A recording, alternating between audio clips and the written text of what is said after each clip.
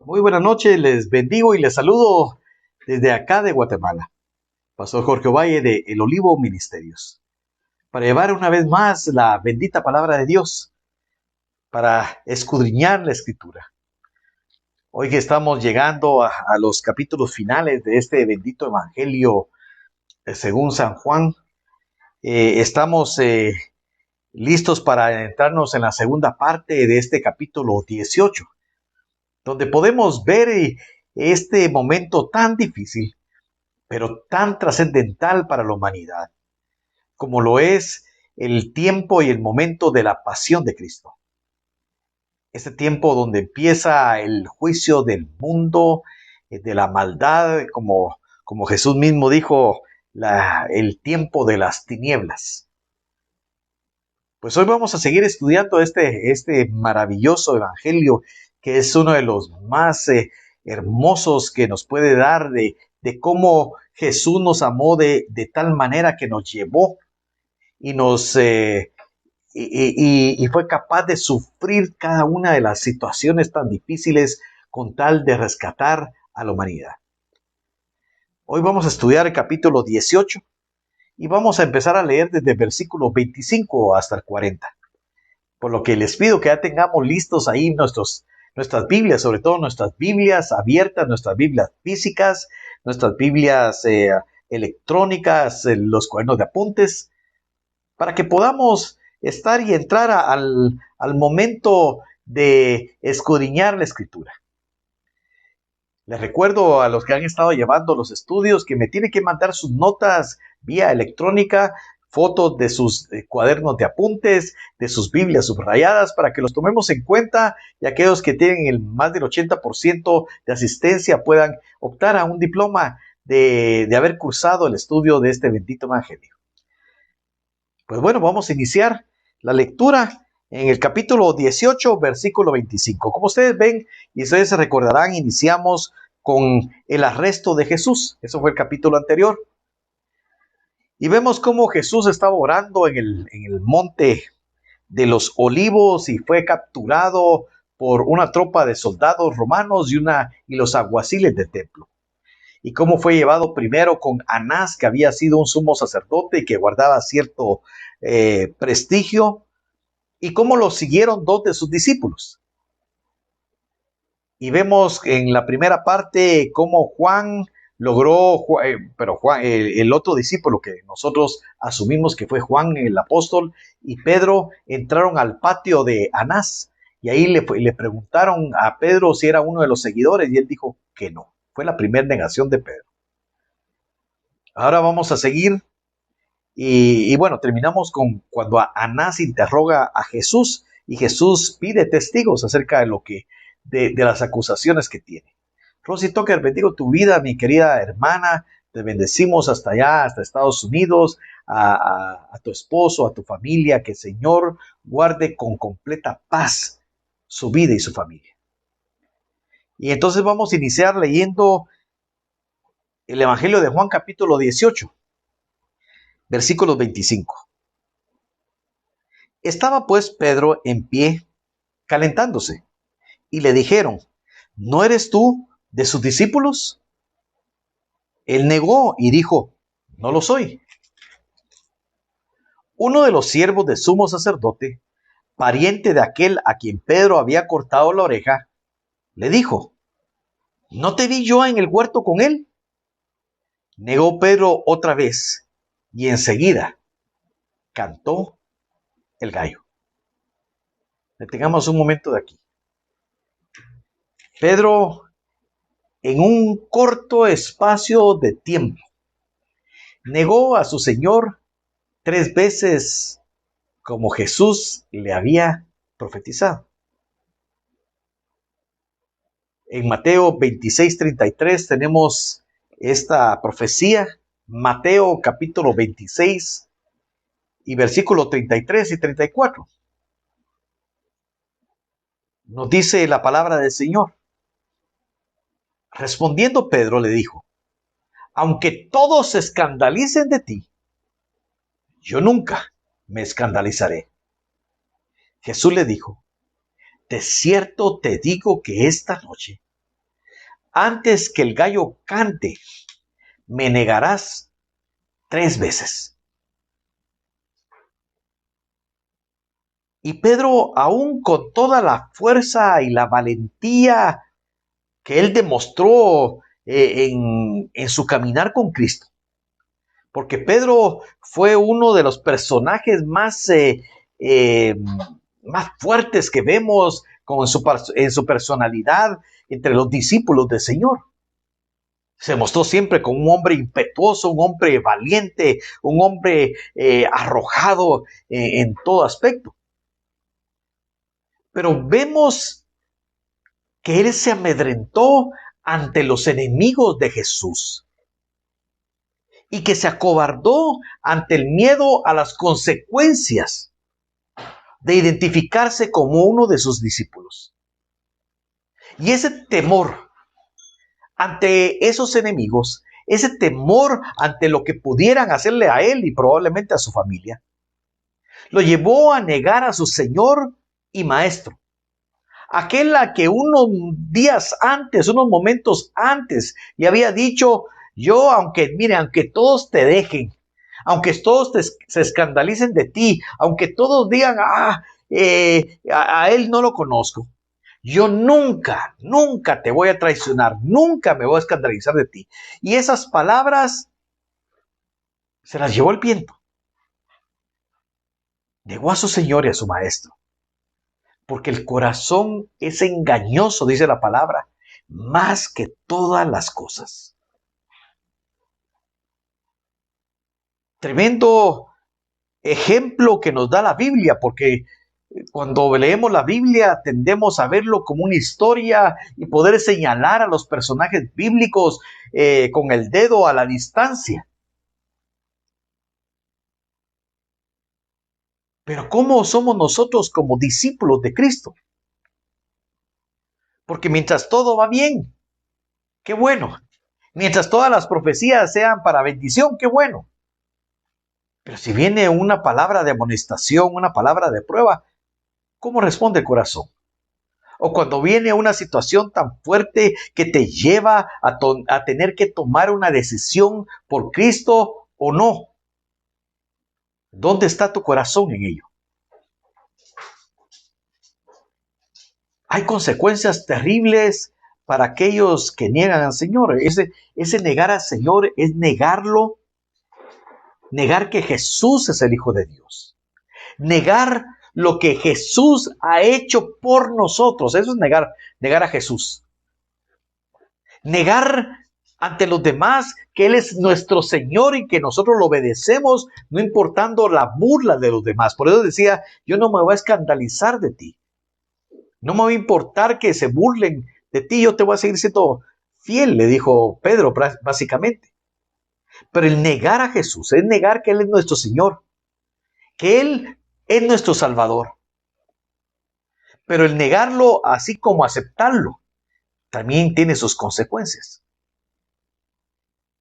En Mateo capítulo 10, versículos 32 y 33. Mateo 10, 32 y 33. Nos habla y nos dice Jesús, y Jesús fue muy claro al decir estas palabras. Dice, a cualquiera pues, Mateo 10, 32 y 33. A cualquiera pues, que me confiese delante de los hombres, yo también le confesaré delante de mi Padre, que está en los cielos. Y a cualquiera que me niegue delante de los hombres, yo también le negaré delante de mi Padre que está en los cielos. Palabras muy fuertes, pero con realidades muy concretas. Si confesamos que Cristo es nuestro Señor, y eso con las consecuencias que eso conlleva, porque si es nuestro Señor, nosotros vamos a amar lo que Él ama y vamos a aborrecer lo que Él aborrece. Aquellos que confiesan esa verdad delante de los hombres, Jesús mismo dice, Jesús Es el que va a confesar nuestro nombre delante del Padre que está en los cielos. Pero si lo negamos, mira las consecuencias tan terribles. No es solo decir una palabra o no solo es con nuestros hechos actuar en contra de lo que Cristo nos ha mostrado en su palabra. El que me niegue delante de los hombres. Jesús también dice, yo también le negaré delante de mi Padre que está en los cielos. ¿Se recuerdan que este domingo estudiamos acerca de los libros de los cielos? Y hay un libro de la vida, donde están escritos aquellos que han de estar en la eternidad. Pues el que niega a Jesucristo no estará en ese libro, porque él no lo va a confesar, porque el que va a leer los nombres que están escritos en el libro de la vida del Cordero, donde dice otros pasajes, es el mismo Jesucristo mencionando tu nombre delante de nuestro Padre. Pero es para aquellos que confiesan el nombre de Jesucristo como Señor y Salvador y lo reconocen que Él es el Hijo de Dios. Dice algo muy similar Pablo escribiéndole a Timoteo. En la segunda carta a Timoteo, capítulo 2 y versículo 12. Donde Pablo mismo, hablando en el mismo espíritu de lo que habló Jesús, es lo mismo que marca aquí Juan, y vamos a leer que Juan también escribe en una primera carta acerca de esto. Dice 1 Timoteo capítulo 2, 12. Hay otro montón de pasajes que lo mencionan, pero quiero verlo aquí. Si sufrimos, dice 2 Timoteo capítulo 2, versículo 12. Si sufrimos, también reinaremos con él. Si le negáramos, él también nos negará. ¿Y qué sufrimiento está hablando aquí? Ese sufrimiento por confesar a Jesús como Señor. Hemos hablado muchas veces acá y es una bendición poderlo decir.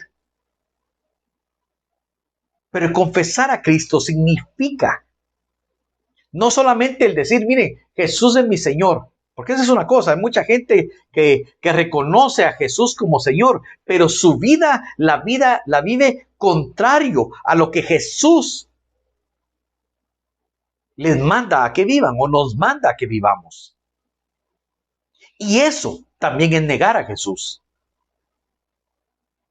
Y hay un sufrimiento que viene al no estar de acuerdo con el mundo, porque el mundo nos va a rechazar y la verdad que a nadie nos gusta el rechazo. Pero un rechazo que te quiero decir que es bueno para ti, ese rechazo del mundo. Porque si sufrimos por Cristo, también vamos a reinar con Él. El negar a Cristo, miren, el negar a Cristo en un momento de debilidad como lo hizo Pedro, porque vamos a ver que este negar a Cristo de Pedro fue un momento, pero no se sostuvo en esa negación de una forma obstinada. Porque en algún momento se podría llegar a negar o podríamos llegar a negar a Cristo en nuestra vida con una actitud contraria, como les digo, con un testimonio diferente o que no está de acuerdo a la voluntad de Dios. El negar a Cristo como una debilidad, como lo hizo Pedro, es grave, es muy grave. Pero siempre hay esperanza. Porque si nos arrepentimos de haberlo hecho, si realmente somos confrontados ante el pecado de haber negado al Hijo de Dios y nos volvemos y nos arrepentimos, miren, Dios puede perdonarnos y nos puede restablecer, como lo hizo con Pedro. Pero si persistimos en esa negación de Cristo y de su mensaje, si persistimos en ese pecado de negar a Cristo y el sacrificio que Él hizo por nosotros, podría llegar a convertirse una persona en enemiga de Dios. Y vemos el caso ahí de Judas, que lo vamos a ver más adelante. El mismo Juan escribió en su carta, en la primera carta de Juan, Juan, que había visto todo este proceso, y Juan, que fue testigo de esta negación de Pedro, pero también fue testigo de la restauración de Pedro, así como fue testigo de la traición de Judas y fue testigo de ese corazón endurecido de Judas. Escribe en la primera carta, en su primera carta de Juan, no es el Evangelio, la primera carta de Juan, que es de los últimos escritos del Nuevo Testamento. Capítulo 2, versículos 22 y 23. Primera de Juan 2, 22 y 23. Nos dice, miren esta palabra tan tremenda. ¿Quién es el mentiroso? Sino el que niega que Jesús es el Cristo. Este es el anticristo, el que niega al Padre y al Hijo. Todo aquel que niega al Hijo tampoco tiene al Padre. El que confiesa al Hijo tiene también al Padre. Aquí nos lleva a otro nivel de negación. A un nivel donde ya no solamente se niega que Jesús es nuestro Señor y el sacrificio sustitutivo que Jesús tuvo para que nosotros nos fuera quitado el juicio, sino que niega a que Jesús es el Hijo de Dios. Y entonces dice que estas personas se vuelven mentirosas porque saben la verdad, pero la niegan. Y es más, lo lleva al punto de decir, este es el anticristo, el que niega al Padre y al Hijo. Aquel que persistentemente se mantiene ya en su error, se vuelve en enemigo de Dios. Por eso, mis hermanos, si en algún momento hemos fallado, es el tiempo de volvernos a Él. Si con nuestro testimonio nosotros no hemos dado o hemos negado la eficacia del sacrificio de Cristo sobre nuestra vida, es el tiempo de volvernos a Él. Es el tiempo de arrepentirnos delante de Dios para que seamos perdonados y para que seamos restablecidos. Pedro tuvo la oportunidad y así lo hizo, y Dios lo restableció completamente hasta llegar a ser uno de los apóstoles importantes, o como dice en el libro de los Hechos, uno de los pilares de la iglesia. Pero Judas quedó descartado completamente de la comunión con Dios por sostenerse persistentemente y obstinadamente en su rebelión. Vamos a seguir leyendo el versículo 28. Desde aquí, desde el versículo 28 hasta el próximo capítulo, hasta el versículo 16, básicamente, se escribe acerca del juicio de Jesús ante Pilato. Lo vamos a leer en un momentito, pero se los quiero describir.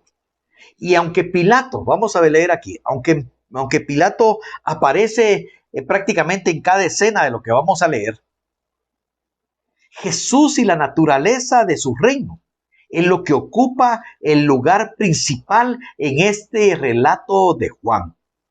Por eso tenemos que verlo y no perder el enfoque acerca de lo que está sucediendo aquí, porque Pilato va a aparecer en muchas de las escenas de este juicio que se va a dar.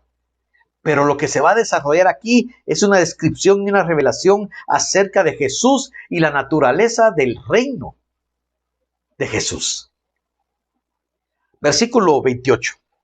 Regresamos al Evangelio de Juan, capítulo 18, versículo 28. Llevaron a Jesús a casa de Caifás, al pretorio. Era de mañana y ellos no encontraron en el pretorio, y ellos no entraron en el pretorio para no contaminarse y así poder comer la Pascua. Entonces salió Pilato a ellos y les dijo, ¿qué acusación traen contra este hombre? Respondieron y le dijeron, si este hombre no fuera malhechor, no te lo habríamos entregado. Entonces les dijo Pilato, tomad de vosotros y juzgadle según vuestra ley. Y los judíos le dijeron, a nosotros no nos está permitido dar muerte a nadie, para que se cumpliese la palabra que Jesús había dicho, dando a entender de que muerte iba a morir. Entonces dice que los judíos, ya eso ya era de mañana, la captura de Jesús o el arresto de Jesús fue en la noche. En la noche lo llevaron a casa de Anás, lo llevan a casa de Caifás, y luego de haberlo llevado ahí y no darle un juicio justo, sino que simplemente ellos ya tenían determinado el juicio de Jesús. Entonces deciden llevarlo, dice, muy de mañana, dice aquí, muy probablemente, dicen los estudiosos que el día empezaba a las 6 de la mañana para los judíos, y por los relatos que se tienen de la administración romana, los romanos iniciaban casi a las 6 de la mañana y terminaban tipo 10 de la noche en sus funciones administrativas. Y entonces dice que lo llevaron muy temprano, tal vez a las 6 de la mañana, de la casa de Caifás al pretorio. El pretorio era el cuartel general, digámoslo así. Estamos hablando de Jerusalén. Y en el Jerusalén tenían el pretorio, que era el cuartel general de los romanos, o del comandante militar, podríamos decir, o del gobernador romano. El lugar, ese no era el lugar permanente del gobernador romano. El lugar habitual donde se mantenía Pilato era Cesarea, donde Herodes el Grande había hecho un palacio muy grande, y ahí habitaba habitualmente Poncio Pilato, y también sus predecesores habían estado ahí. Pero en el tiempo de las fiestas, como esta Pascua que iba a venir, los gobernadores romanos de Israel se trasladaban a Jerusalén en las fiestas, porque era el lugar donde se concentraba toda la gente que venía a las fiestas. ¿Y por qué lo hacían? Era para controlar cualquier disturbio que se pudiera dar en el momento que había mucha gente en Jerusalén. Por eso que en el pretorio, en ese momento, estaba Poncio Pilatos.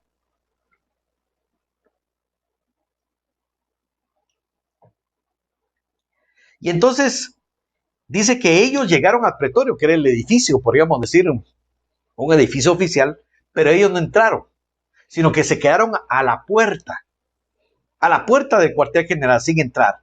¿Por qué? Y dice aquí ellos, dice, pero no entraron para no contaminarse y así poder comer la Pascua.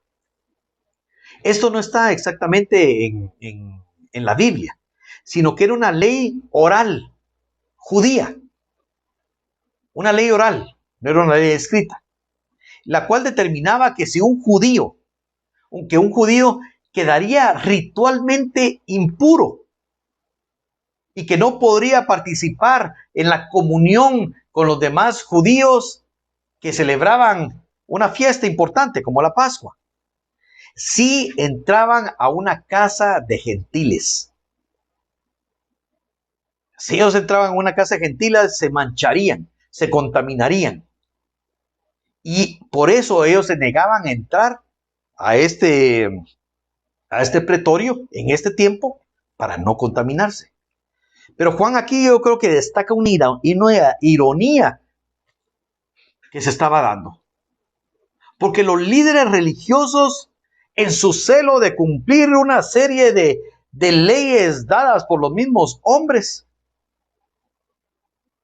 en su celo, ellos tenían un gran celo por la limpieza ceremonial para poder seguir cumpliendo ritos. Pero ellos no ponían ningún reparo en la limpieza moral y espiritual en sus actos contra Jesús. Ellos habían llevado un juicio falso, un juicio espurio. Pero eso no les quitaba a ellos el sueño, ni les impedía hacer cosas inmorales. Pero si eran muy escrupulosos a la hora de no entrar ahí, porque entonces me voy a manchar para la ceremonia. Eso es prácticamente lo que se ha denominado la religiosidad en el ambiente cristiano. El querer aparentar por fuera una pureza cuando en el corazón está lleno de odio, rencor, amargura. Y entonces Pilato, dice el versículo 29 que leímos, les dijo, ¿qué acusación traen contra este hombre? ¿Qué acusación? La primera pregunta que hace Pilato es, ¿qué acusación tienen contra este hombre? Y esto marca el inicio de un procedimiento romano contra Jesús. Porque Aunque nos dicen que las tropas romanas participaron en el arresto de Jesús, eso quiere decir obviamente que las autoridades judías se habían comunicado de alguna manera con las romanas para que los acompañaran, ya tenían ciertos precedentes, si no, no hubieran mandado una tropa para capturar a Jesús.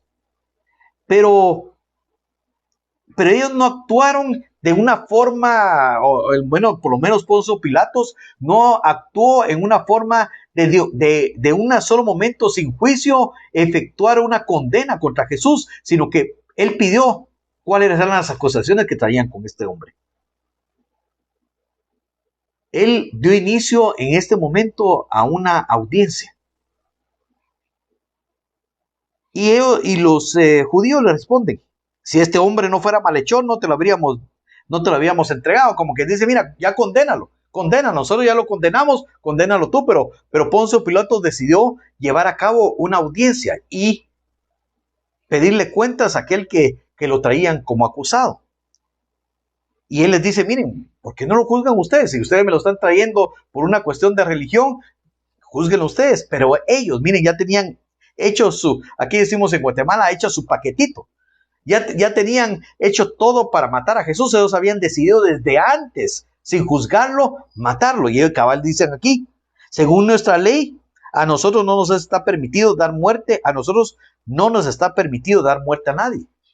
Porque desde el año 6 después de Cristo, Roma comenzó a gobernar. Obviamente invadió, capturó lo que era Israel. Y desde el año 6 después de Cristo, cayeron bajo la jurisdicción de Roma. Y en esa jurisdicción, la pena capital o la pena de muerte le fue suspendida completamente a los judíos. Y esa condena únicamente podía ser ejercida por el gobernador de Roma. La pena de muerte pasó a ser un atributo de la administración romana. Y por más que ellos querían matar a Jesús, no lo podían hacer. No porque no quisieran, sino que porque temían que si lo hacían, ellos caerían también bajo la ley romana. Y dijo versículo 32, para que se cumpliese la palabra que Jesús había dicho, dando a entender de qué muerte iba a morir. Jesús ya había dicho y había estado diciéndole a sus apóstoles, a sus discípulos, que él tenía que morir. Tenía que ser levantado. Y dice Juan, vamos a leerlo, ya lo leímos en alguna oportunidad, pero vamos a leer dos pasajes que están en el mismo evangelio de Juan. Juan 3:14 y Juan 12:32. Juan 3:14 y Juan 12:32. Juan 3:14 dice: y como Moisés levantó a la serpiente en el desierto, así es necesario que el Hijo del Hombre sea levantado. Y eso dio a entender que Jesús iba a ser levantado en una cruz, porque la analogía que Jesús les hizo fue cuando en el desierto, cuando Israel estaba atravesando por su maldad y su pecado, Dios mandó serpientes que los mordieran y los mataran. Pero también mandó a Moisés a hacer una serpiente de bronce y que lo levantara en un asta muy alto, para que todos los que vieran la serpiente levantada fueran sanados. Y esa era una figura de lo que vendría a ser la muerte de Jesús, que Jesús iba a ser levantado en una cruz, para que todo aquel que lo viera fuera salvo. Y Juan 12:32 dice: y yo, si fuere levantado de la tierra, a todos atraeré a mí mismo. Hablando de su resurrección. Versículo 34. Versículo 33. Entonces Pilato, regresamos a Juan 18:33.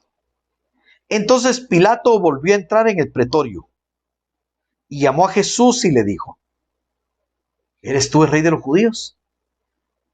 Porque seguramente ya le habían dicho que que Jesús, la acusación de los judíos era que decían que Jesús se hacía pasar por el rey de los judíos. Y entonces le pregunta: ¿eres tú el rey de los judíos?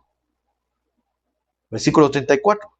Jesús le respondió: ¿dices tú esto por ti mismo ¿O te lo han dicho otros de mí? Era una vez más Jesús exigiendo que hubiera testigos.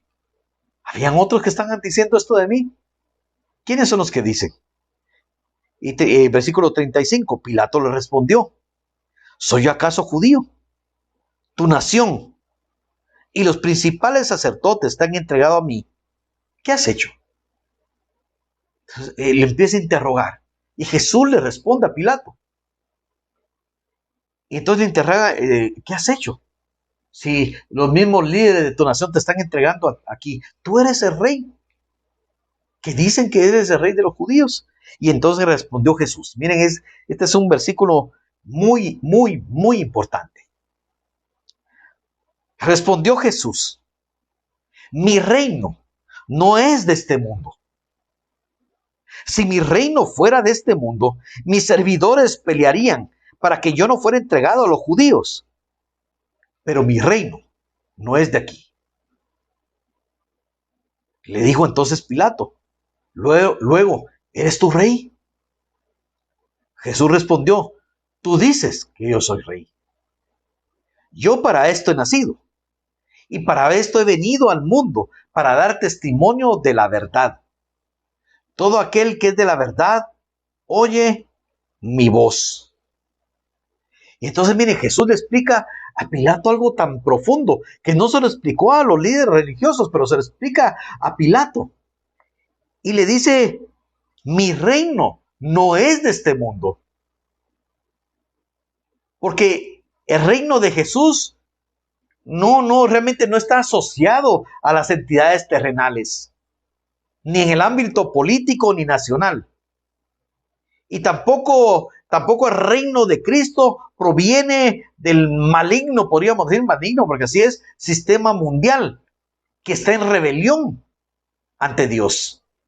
De allí no viene el reino de Jesús.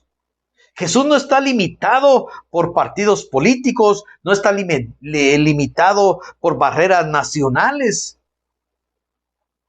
Porque Jesús explica, si mi reino fuera de este mundo, mis servidores pelearían para que yo no fuera entregado a los judíos. Pero mi reino no es de aquí.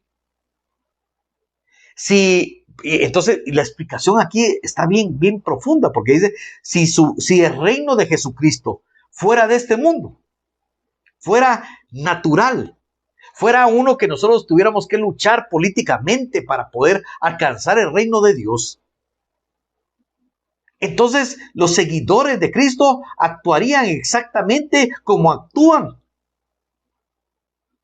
los políticos y los reinos de esta tierra. Harían que sus seguidores lucharan por el personaje político que quieren levantar. Porque los reinos de este mundo se defienden con la fuerza, se defienden con las armas que tiene este mundo. Pero el reino del Mesías, miren, esto es bien, bien, bien hermoso realmente, porque el reino de nuestro Cristo, el reino del Mesías, no se origina del esfuerzo humano. No hay esfuerzo humano que pueda levantar el reino del Mesías, el reino de Cristo. El único que puede traer el reino de Cristo es el Hijo de Dios. El Hijo de Dios, que es Jesucristo. Quien de manera, miren, Jesús es el único que va a venir a imponer este reino aquí en la tierra. Hoy el reino de Dios está en el corazón de los que creen. Hoy el reino de los cielos se ha implantado en el corazón, en nuestro corazón, en el corazón de los creyentes. Hoy el reino de Dios no está en el mundo. Hoy el reino de Dios está en el corazón. Hasta que el Hijo de Dios, de manera poderosa y definitiva, venga a implantarlo aquí a la tierra.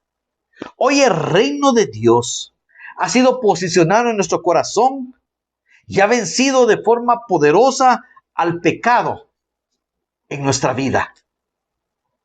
A todos aquellos que reconocemos a Jesús como Señor y Salvador en el pueblo de Dios, Cristo manifiesta el poder de haber vencido el pecado, y también va a llegar el tiempo que es el tiempo del milenio, que le hemos predicado aquí también. Cuando Él se presentará y Él va a derrotar a este malvado sistema mundial y aquellos que lo representan, como lo es el anticristo, el falso profeta y todos aquellos que se levantan a luchar contra Él. Y va entonces a implementar ese reino de Dios aquí en el ámbito terrestre, pero esto todavía falta.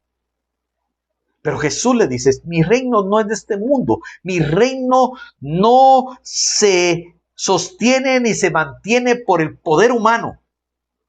Mi reino no llega por la voluntad del hombre. Mi reino se sostiene, se mantiene y viene por la voluntad de Dios.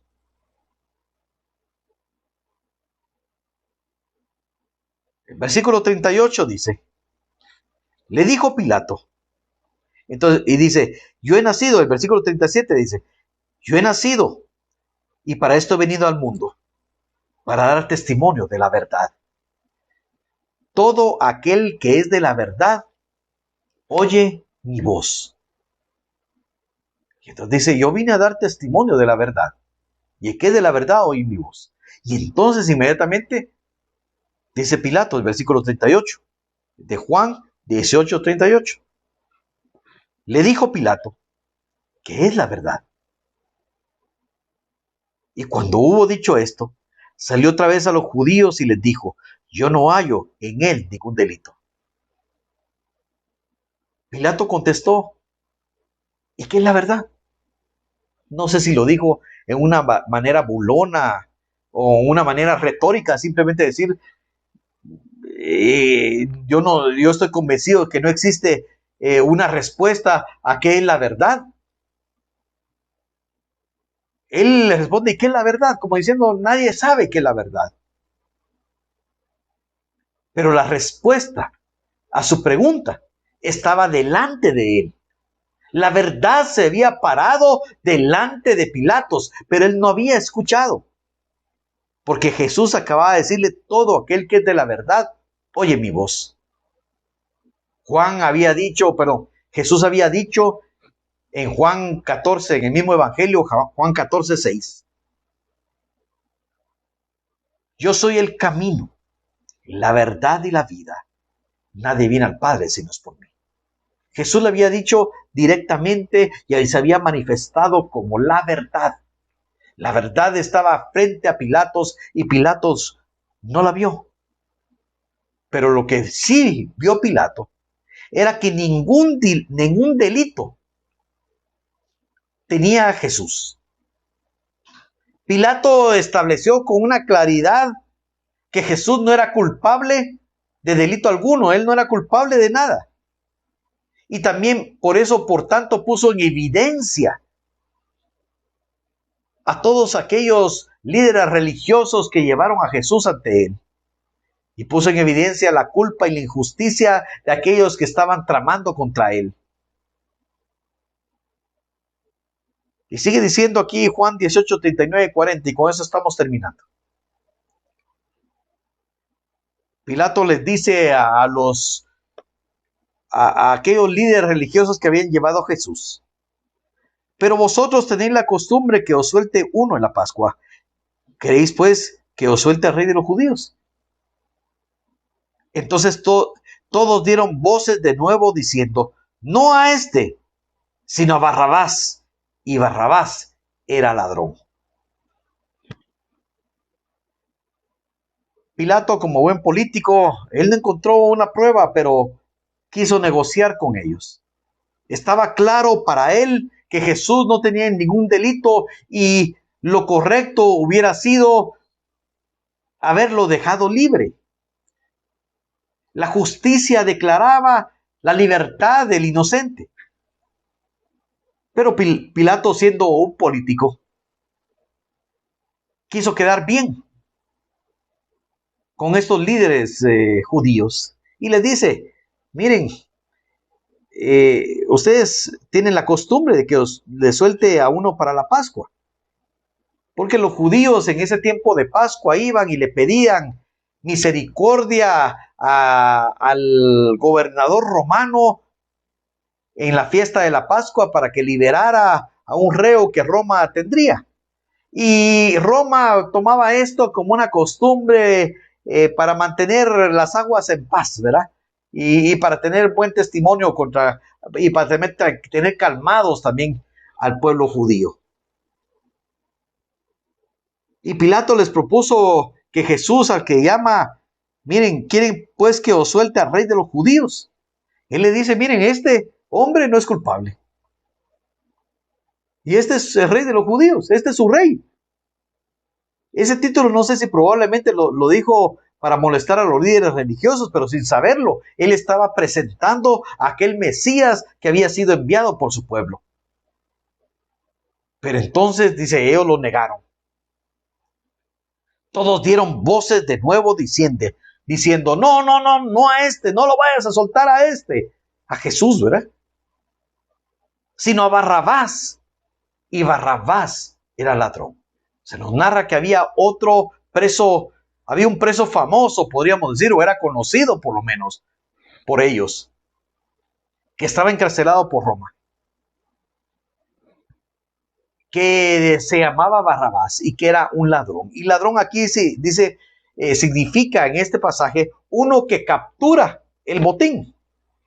Y eso describe también no solo a un ladrón, sino que muy probablemente a un guerrillero de este tiempo, podríamos decir, o un terrorista, alguien que participaba en una insurrección sangrienta, alguien que podría incluso haber matado soldados romanos. Pero prefieren a un ladrón que al Mesías. Claro, Jesús tenía que cumplir su propósito. Jesús sabía que su propósito era morir. Pero aquellos que llevaban el corazón lleno de odio, de rencor, con tal de quedarse con su status quo, con tal de no perder sus privilegios, entregaron a un inocente. Jesús tenía que morir. Y el plan de Dios desde el principio era que Jesús entregara su vida por la humanidad. Pero ay de aquellos que lo entregaron. No por un buen propósito de su corazón, sino que había odio, rencor, engaño, maldad en ellos. El reino de Cristo no es de este mundo. Y hoy el Señor nos llama a que caminemos hacia ese reino, que entremos a ese reino y que disfrutemos ese reino, que no es de este mundo. Sí, no es de este mundo, porque es un reino que viene de los cielos, pero que hoy se implanta en el corazón de aquellos que viven, creen que Jesucristo es el Hijo de Dios, que es nuestro Señor y nuestro Salvador. ¿Y qué pasa cuando viene este reino de los cielos a vivir y habitar en nuestro corazón? Que todos los privilegios de ese reino vienen a ser privilegios de los hijos de Dios. La paz viene a morar en tu vida. El gozo viene a estar en tu corazón. Y el amor, ese amor que solo Dios nos puede mostrar, viene para rodearnos, para que cada paso, para que cada mirada, para que cada palabra que salga de nuestra boca sea sazonada con ese amor. La vida nos cambia a los que vivimos en ese reino de los cielos, que aunque estamos hoy en este mundo, no somos ya de este mundo, porque vivimos bajo el reino celestial. Ya no estamos metidos en un sistema de maldad que tiene el mundo, sino vivimos en el sistema de Cristo. Por eso nosotros ya no somos de este mundo. Pero Jesús dijo, yo no pido que los quites de este mundo, sino que los libres del mal. Y hoy el Señor nos hace ver que a través de su pasión, a través de todas estas mentiras que vinieron sobre Él, Él las soportó por amor a ti, por amor a mí, para rescatarnos, para restituirnos y para llevarnos a ser hijos de Dios. Hoy quiero orar por tu vida, para que nos sostengamos en ese reino de Dios, para que no volvamos atrás, para que no volvamos a nuestros pecados antiguos, para que no volvamos a nuestros temores pasados, para que vengamos a conocer la verdad, que es Cristo, y la verdad nos hará libres. Vamos a orar en este momento. Padre Celestial, en el nombre de Jesús. Hoy, Señor, te pido, Señor, por cada uno de aquellos hijos tuyos. Aquellos que están viviendo en el reino que no es de este mundo. Padre, que nos libres del mal. Que podamos seguir viviendo, Señor, donde estamos, pero puros ante ti. Justos, Señor, justificados por tu sangre y actuando en justicia aquí en la tierra, dando a cada uno lo que se merecen. Padre, hoy te pido, Señor, que en el corazón de cada uno de tus hijos, Señor, se manifieste el amor, la bondad, el gozo, la paciencia, la benignidad, la fe. Padre Santo, hoy pongo a tus hijos en tus manos, para que tú te manifiestes, Señor. Hoy estamos clamando, Señor, por la familia Ibáñez, Señor. Estamos clamando por su hijo, para que la puerta de la oportunidad, la puerta de un buen trabajo sea abierta para él. Estamos clamando por la salud, la recuperación de la salud de Giovanni, para que tú hagas, Señor, tu obra sobre él. Gracias, bendito Dios. En el nombre de Jesús. Amén. Les bendecimos en el nombre de Jesús. Les cuento que este tiempo ha sido un tiempo de oración por toda la nación. Hemos salido con muchos pastores a orar por toda Guatemala. Este día lunes yo estuve orando en Poptún, creo que les comenté, en Petén, que es el departamento más lejano de aquí, de la capital. Nos tuvimos que ir en avión y fuimos a orar a la base de Caibiles, que es las fuerzas especiales de aquí de Guatemala. Y es impactante cómo la palabra de Dios llega aún a aquellos hombres que son endurecidos en su carácter, en su fuerza para hacer la tarea que Dios les manda hacer. Pero es impresionante cómo nosotros podemos ser canal de bendición para muchos. Sea un canal de bendición.